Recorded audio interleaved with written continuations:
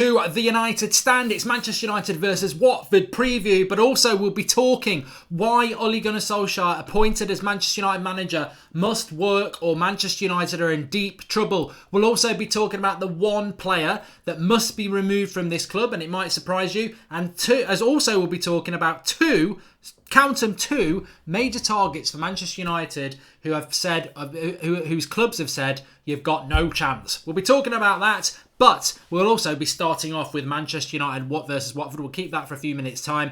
Big game. Football's back. Ole Gunnar Solskjaer is the Manchester United manager. We're all made up about that. But we're also very excited about what is going to be an absolute rollercoaster ride over the next few weeks. Watford, Wolves, Barcelona, West Ham, Barcelona, Everton, Man City, Chelsea, maybe a Champions League. It's going to be, and that's just April. It's going to be massive. It's going to be huge. And we're going to have to do very well in that time. But we start off with Watford at the weekend. And I've no doubts about it. We've got to beat Watford. We will beat Watford. And then we've got to go and beat Wolves, which is probably harder than Watford because it's away and we lost there the other week.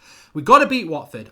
I think we will beat Watford, but what we must be careful about with Watford, and I'm saying Watford a lot, we've got to be very careful of the fact that they're a decent team. This is not like Southampton a few weeks ago, and that was a great game, but it was nip and tuck. Against Watford, we've just got to win the game, but we're going to have to go up a few gears. We've lost 2 games in a row.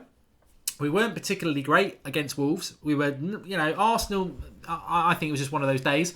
But this game is going to be tough. And when you look at Watford, they're 8th in the league. They're not like, I think maybe some people, I don't think you lot will be, but maybe some people are discounting Watford as an easy game for us. In many ways, it's not an ideal game. We must still remember that Manchester United at home, we're still a better team away from home. At home, we're still a little bit lethargic.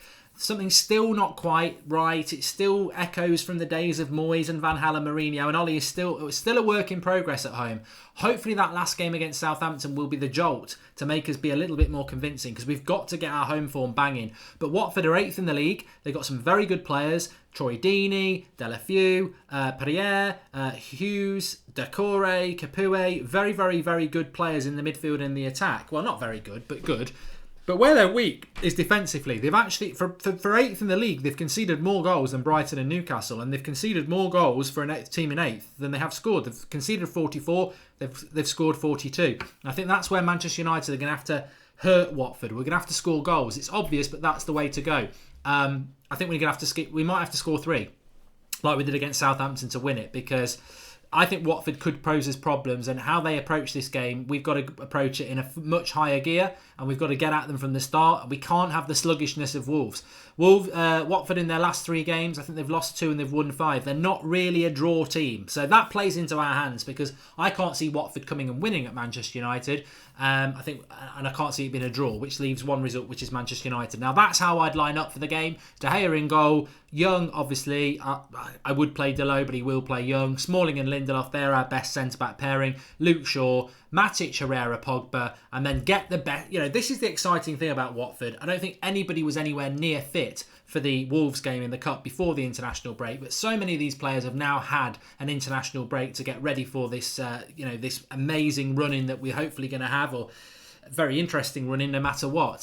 So we're finally going to get that front 6 back, and I'm hoping that against Watford at the weekend, going into the Wolves game, with the front 6 back, firing and fit, we can go for it again. That Matic, Petrola, Herrera box to box, Pogba more advanced, Martial hugging the left touchline. Lingard needs to be a bit more disciplined, but for now, we haven't got that hugging touchline right side, and Rashford. But we've got to use the right hand side more cleverly. We've got to. We're such a left-sided team. We've got to start making Lingard hug the touchline a little bit more.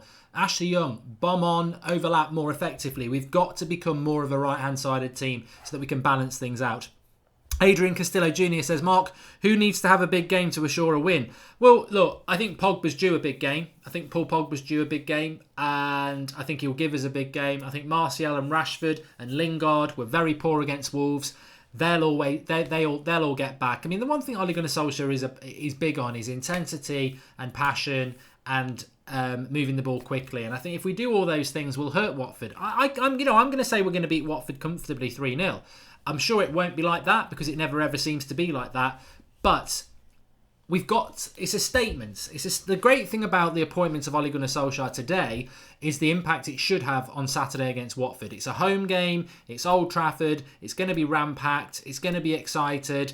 It's going to be excited because Ollie's the manager. It's going to be excited because he's here for 3 years. It's going to be excited that it's officially a new page turned. And it's going to be excited because this is the first game of an amazing month we've got ahead of us. So there's going to be a lot of positivity there, and the crowd will be a big impact on that. But the players have got to respond to that. They have to respond to that. And it's going to be on the players. It's going to be on the players. You can't start. I mean, look.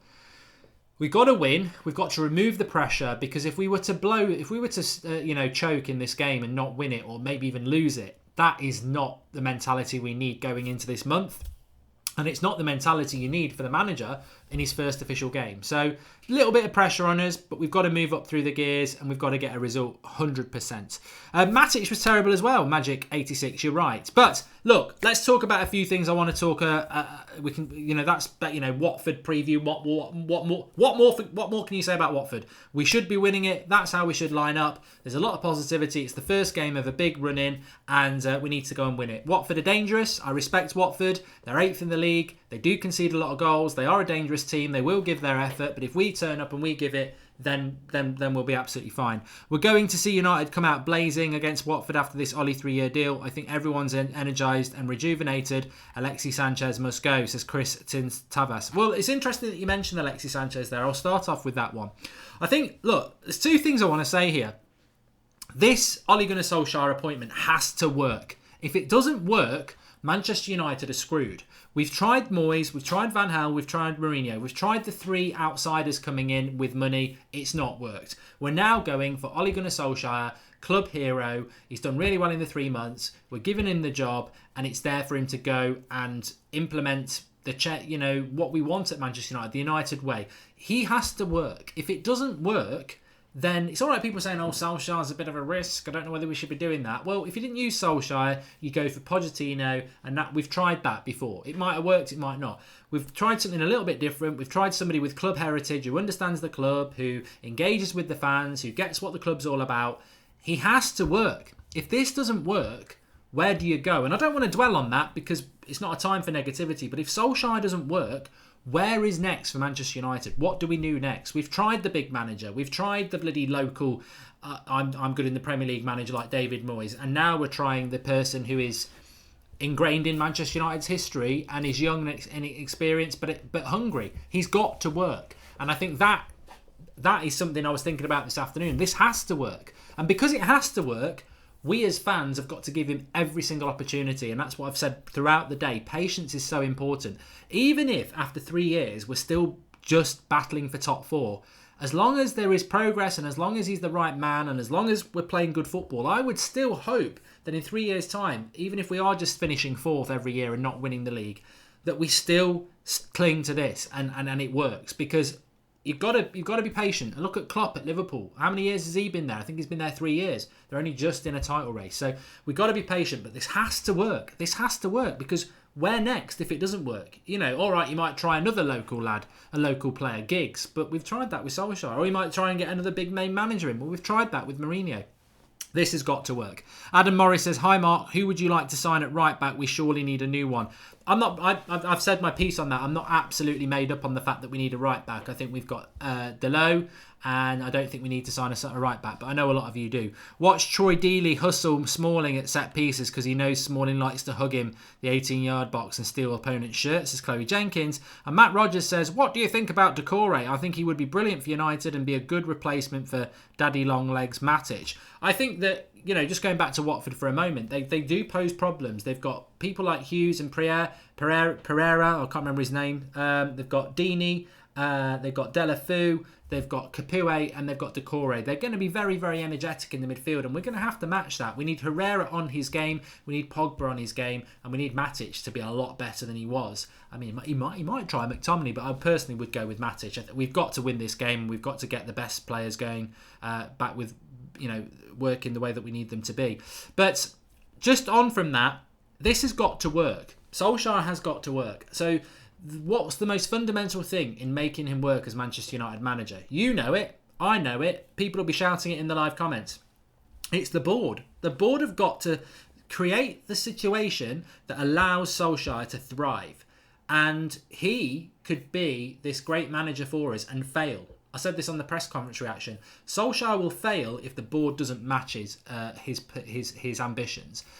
It doesn't matter who. If Pep who's the best manager in the Premier League? Arguably, it's Pep and Klopp, right? If Pep and Klopp, even together, but individually, if Pep was Manchester United manager, he'd fail. If Klopp was Manchester United manager, he would fail.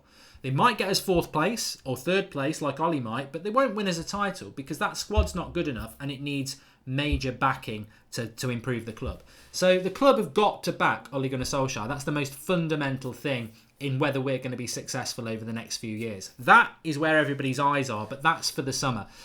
I think the most symbolic thing this summer, thinking about it, I spent a little bit of time thinking about it this evening. Selling Alexei won't lead to the end of global warming, says JM. Well, I'm glad you've said that because I think that Alexis Sanchez is the most symbolic player that Manchester United need to remove from the club on so many levels. And I just want to quantify it by saying I have nothing personal against Alexis Sanchez. It's very much like Fellaini. It's nothing personal. They need to be out of my club. Alexis Sanchez needs to be out of Manchester United Football Club. He's 31 in December. He's lost 2 yards of pace over the last 5 years. He's nowhere near the player he was. He's never going to be the player he was because he's lost the leg. He's lost the pace.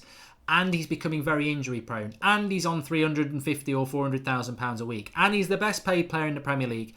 And he's messing up the wage structure at Manchester United. And he clearly isn't integrated into the matchday squad. If you watch when Sanchez plays, I watched him play against Southampton. I watched him play a couple of times this season. When you watch things off the ball, when the camera doesn't follow the ball, if you're in the ground, there is no relationship between Sanchez and the other players. And there's almost like an apathy there. It's not cohesive. He symbolises, unfortunately for him, everything that's wrong with Manchester United.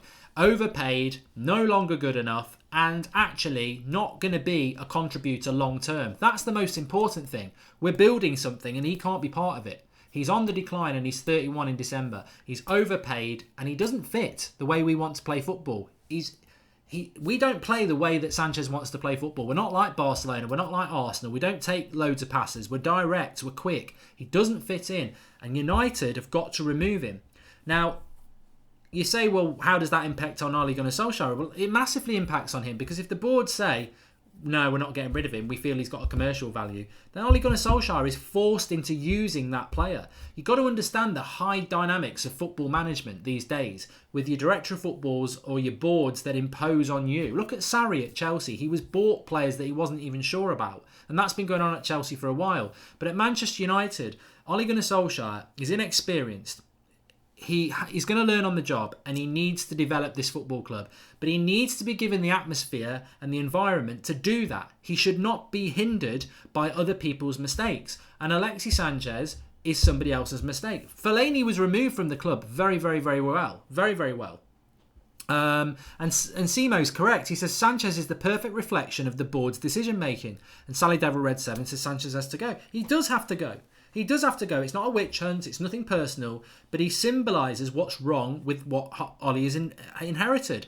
And if the club don't remove him from the club, then he will be there for the next 2-3 years, part of what Ole Gunnar Solskjaer is trying to build. And he'll have to play because he's paid so much money and he's such a big name and he's the highest earner in the club. He'll have to play. But if he has to play, we won't win the title next year. We're carrying something that will sink us down to the level that we're already at. We want to swim to the surface. We can't swim to the surface with Alexis Sanchez. He's got to be removed. How they do it, I will put my hand up and say it's not easy. It is not easy for the club to remove him. Chloe Jenkins says Sanchez has never played well with others. That's, and he's injury prone, says Lamar. How we remove him is something we've been talking about for weeks. But if Ole Gunnar Solskjaer is truly going to prosper at Manchester United, I firmly believe that he must be given almost a blank canvas of what he wants. And Alexis Sanchez is not what he wants. He's not right for Manchester United.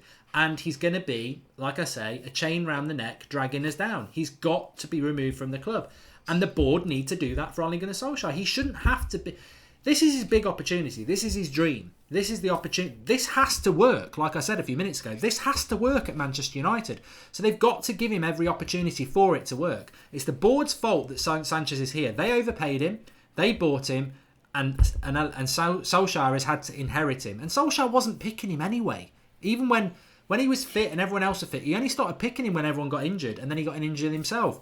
He's not part of the plans. The club have got to find a way for Sanchez to get out of Manchester United. And I think Sanchez wants to get out of United. The problem's going to be how much he's paid and how long is left on his contract. But he needs to go. People can say Ashley Young, Phil Jones, Matic. I wouldn't necessarily disagree with that.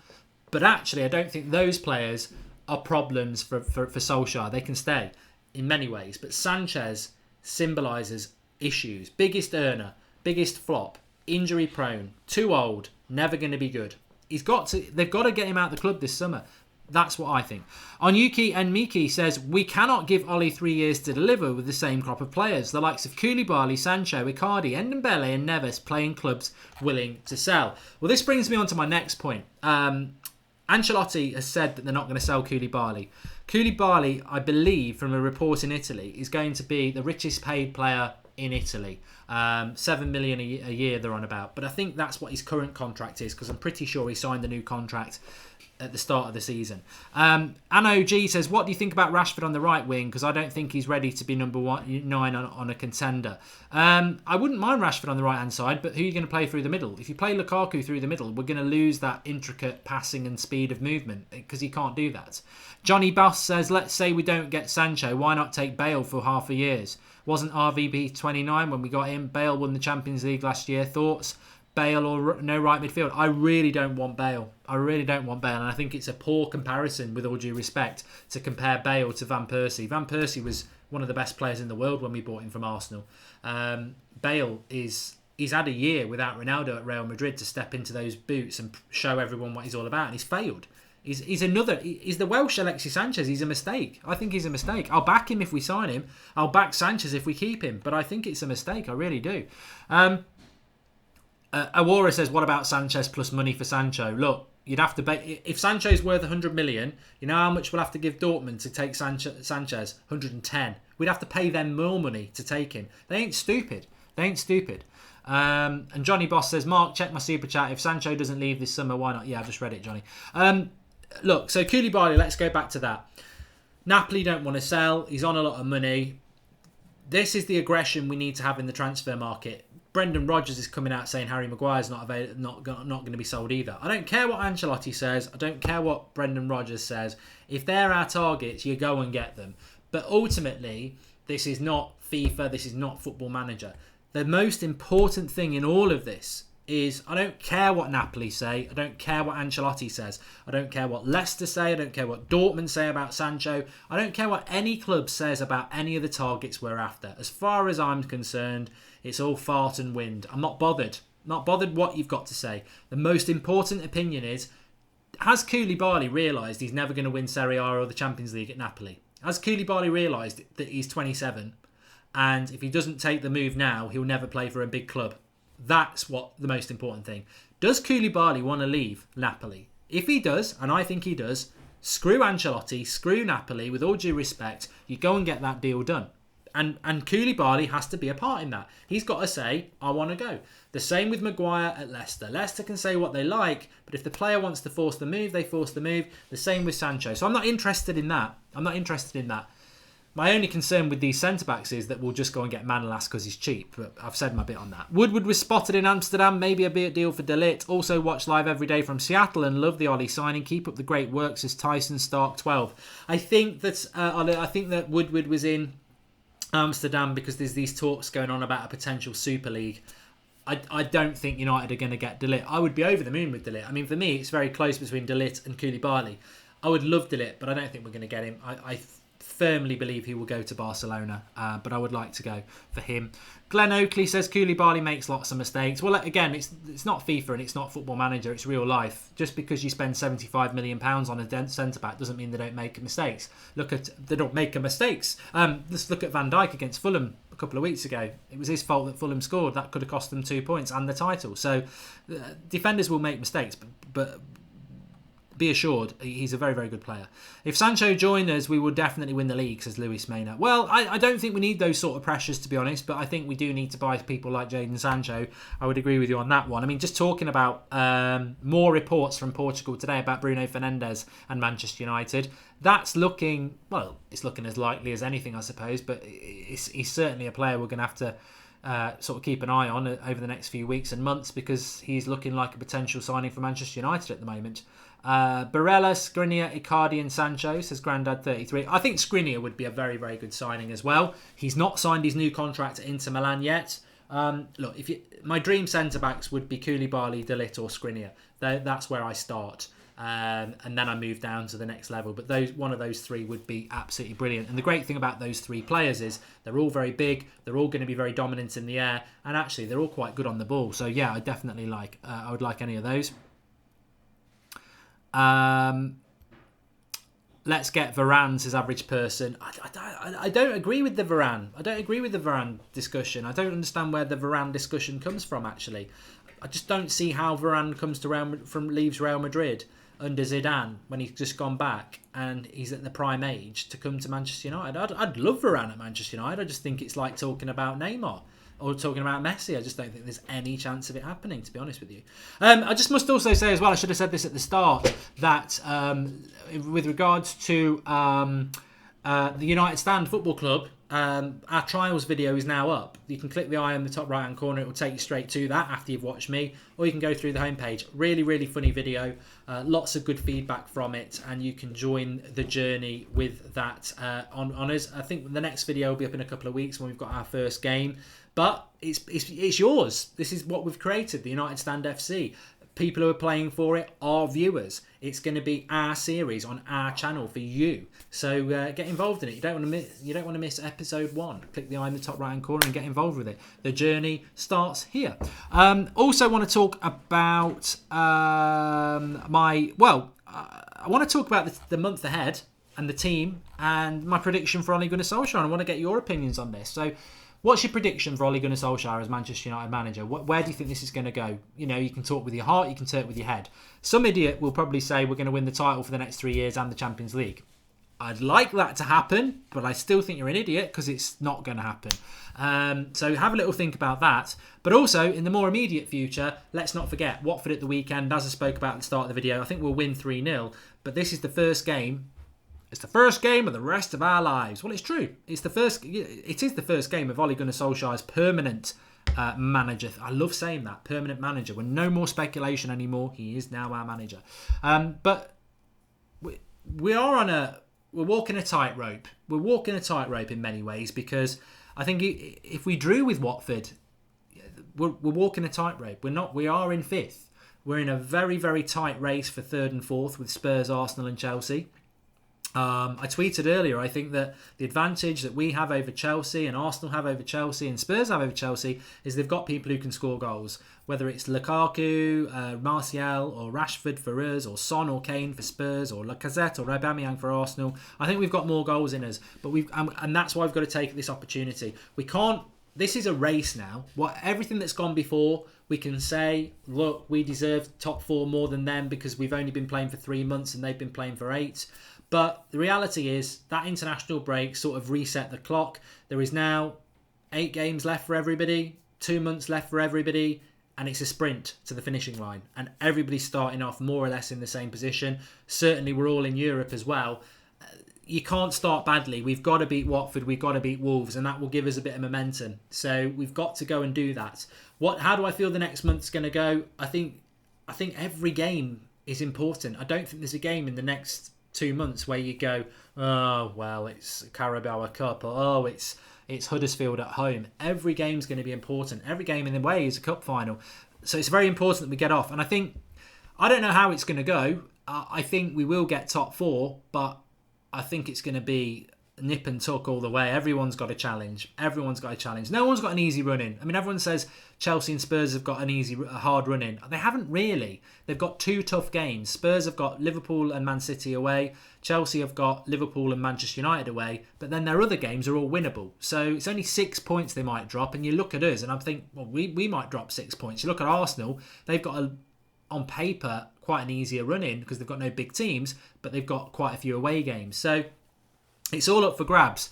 You can't afford to drop points, is what I'm trying to say. So I think how it's going to go for Manchester United is, I think Wolves and Watford, or Watford and Wolves, are going to be really, really important. If we take 6 points from those 2 games, we give ourselves a great chance. If we take 4, or even 2, or even 3, I think we're in a bit of trouble. So the next 2 games are really, really key. Good vid, Mark, but how did you get Evra, says Chloe Jenkins. Yes, you must watch the United Stand trials because we've got a Patrice Evra lookalike, and he's a baller as well. We've got a Patrice Evra lookalike, and he's a baller, which is always nice. Which is always nice. And he does a good impression. Third for United says United till I die, and Akanji is the defender from Dortmund. I like him, Jar Jar Dust. I do like Akanji. He's probably a little bit young.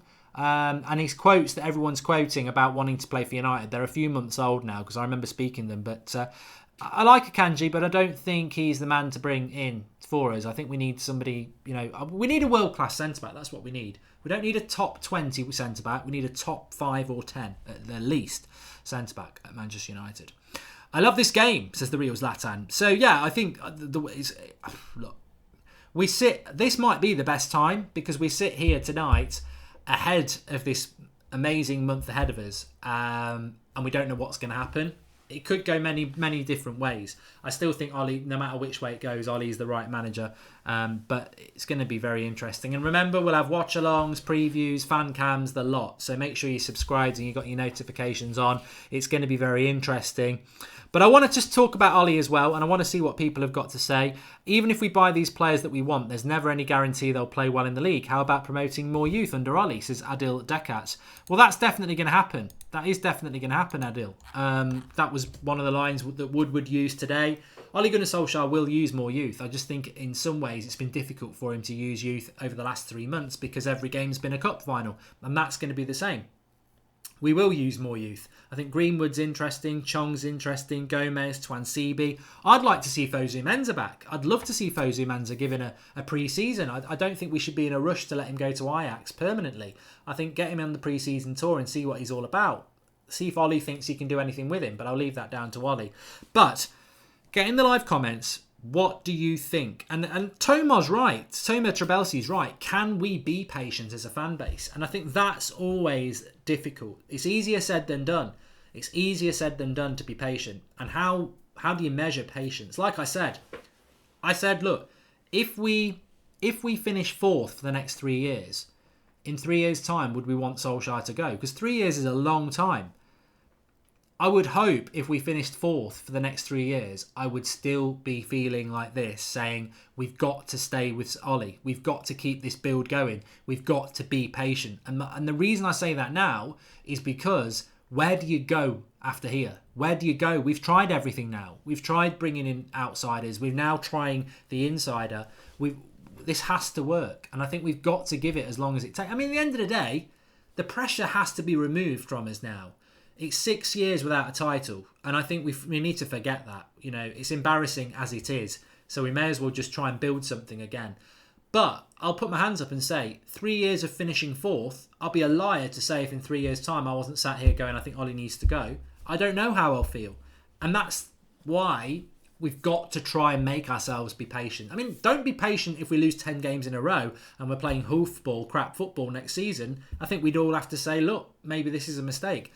But if the football's the way it is at the moment and the effort levels are the way it is at the moment, we might have to be patient. And I don't know how patient we're going to have to be. My prediction, for what it's worth, because I always think it's funny to look back on, I got it woefully wrong with Mourinho. But statistically, he did win the title everywhere he went in the first 2 years. So that prediction was wrong. With Ollie, it's the unknown. He's never managed at the top level. He has done very well in 3 months, but every interim manager that's been given the full-time job has failed. So the easy prediction would be to say he'll be gone within the next 2 years and he'll fail. I don't believe that. I think this has to work. I think it will work. I think he's going to give it everything. I think he will be surrounded by the right people. Sir Alex Ferguson's a bouncing board for him to bounce ideas off. Feeling's there, Carrick's there. We've got the core of a good few players. If the board back him, he can build on that. I think next season will be a mirror image of this season. I think we will hopefully get to the quarterfinals of the Champions League again. I think we will probably be battling for third or fourth again, because that's never going to get any easier. You're always going to have 6 clubs going for 4 places. And then I think the season after will be interesting. I think if Mourinho needed 3 transfer windows, which he always moaned about, Ollie must be given 3 transfer windows. He's inheriting somebody else's mess. And I think it's more of a mess than what Mourinho took over. I think not next season, the season after is the one where it's going to really hit home. And I think my prediction will be next season, top 4 and quarterfinals of the Champions League. I don't really count the FA Cup or the Carabao Cup. They're a bonus if you win them. I'm not bothered. Year 2. So I think United year 2 title challenge. Year 3 title. That's what I'm thinking. So next season, top 4. Season after that, title challenge. Season after that, title. It's a 3-year plan. And I think I have that patience there. As long as we keep playing the way we're playing, and as long as the positivity is there, and the board back Ollie, I think we'll win the title in the next 3 years. How big of an impact do you think making the top 4 will have on our ability to make summer transfers, says Lord Brady 1?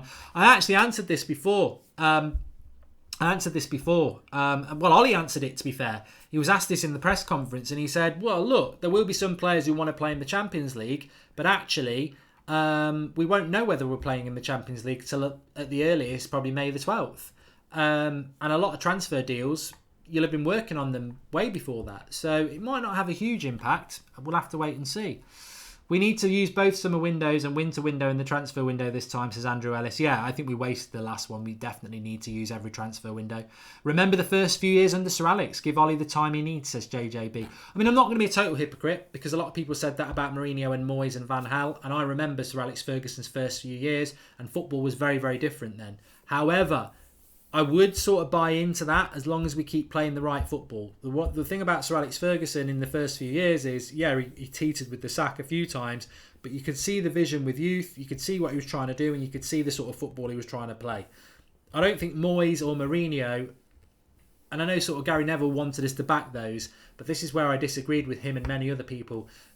Sir Alex Ferguson's first few years would be quoted in relation to Moyes, in relation to Van Gaal, in relation to Mourinho. My argument with those 3 was always the football shit. They don't deserve the time that Sir Alex Ferguson got, because the football's shit and it's always going to be shit. Whereas with Ollie, the patience will go hand in hand with the football being good. Director of football is very important, Michael Jones, I agree.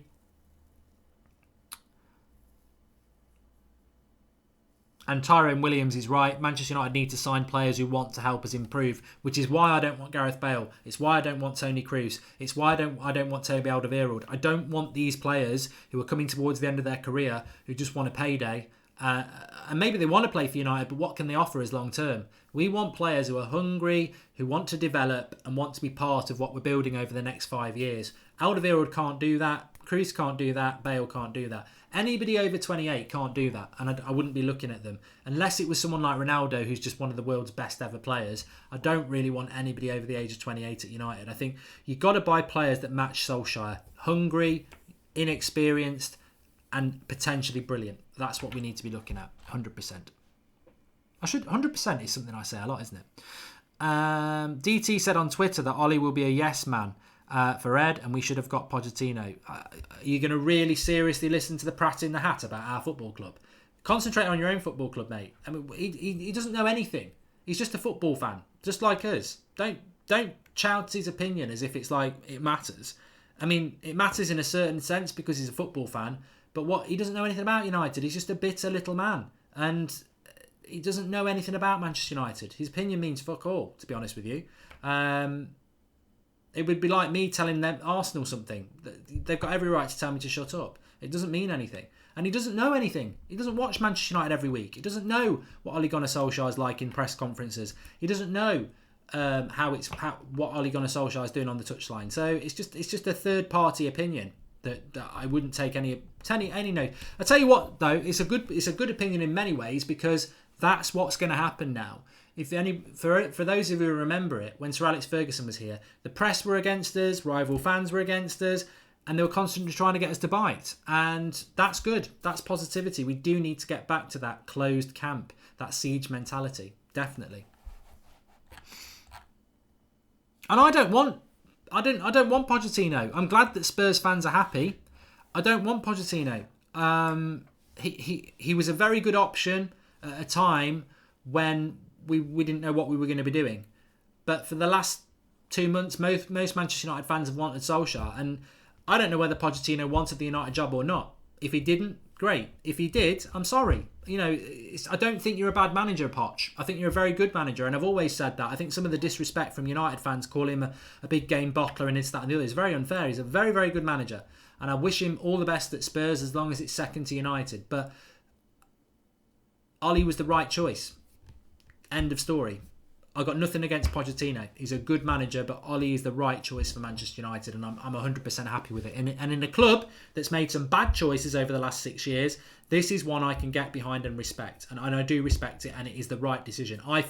Some of you might disagree, but there's no doubt in my heart this is the right appointment for Manchester United. Right now, it's the right appointment, and I'm happy with it. And I won't listen to any rival bitter fan trying to tell us it's a bad decision, because you don't know. You just predict, you're just guessing. You don't know what's been going on at our club. And if you do know, you're a United fan, so stop pretending to be anything else.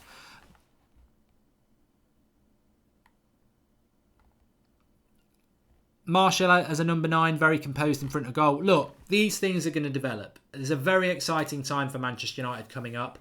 Immediately, we've got to hit the ground running in these next 2 games, and we've got to try and get that top 4. Ollie himself says that's the short-term aim. In the summer, he's excited. A pre-season. Let's get these players playing the way he wants. Get the fitness levels, the levels he wants. He wants them to be the hardest and fittest team in the Premier League. We'll have that to look forward next season. We've got the signings, hopefully, that the club are going to back him with in the summer.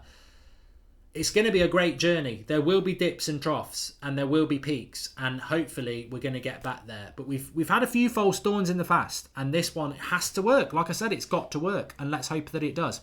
Please do smash a like on the video, everybody. What a day it has been. What a day it has been. And make sure, I'm even going to finish a little bit early for you. Make sure you use that 10 minutes earlier to click the eye in the top right hand corner or go to the homepage and watch the United Stands FC trials. I've watched it 3 times today and I'm in it. I love it. I love it. I just keep watching it and seeing different things each time. It's brilliant. It's a brilliant series. It's going to be absolutely fantastic. We're really proud of it and we're really grateful for you lot for getting involved in it. I think we're going to have a lot of fun with that over the summer. There will be football over the summer. It'll be United Stand FC. So give it a watch. And thanks everyone for watching this. And we're back. I don't know whether there's a press conference for Ole Gunnar Solskjaer for the Watford game tomorrow. I presume there is because he didn't talk about Watford in his press conference tonight. So we should be live tomorrow morning at about 9 o'clock for a press conference, or 10 o'clock whenever he does it. So join me for that. If not, 8 o'clock tomorrow night. But yes, please go and give United Stand FC trials a watch and get involved in that new series. Drop a like on the video and I shall see you all tomorrow or on the United Stand FC trials. Thanks for watching. Oh, sorry. Anno G says, consistent top 4 in challenging after next season is vital for Ollie, in my opinion. Why you prefer Maguire over Manolas when Maguire ain't top 10 yet would be twice as expensive.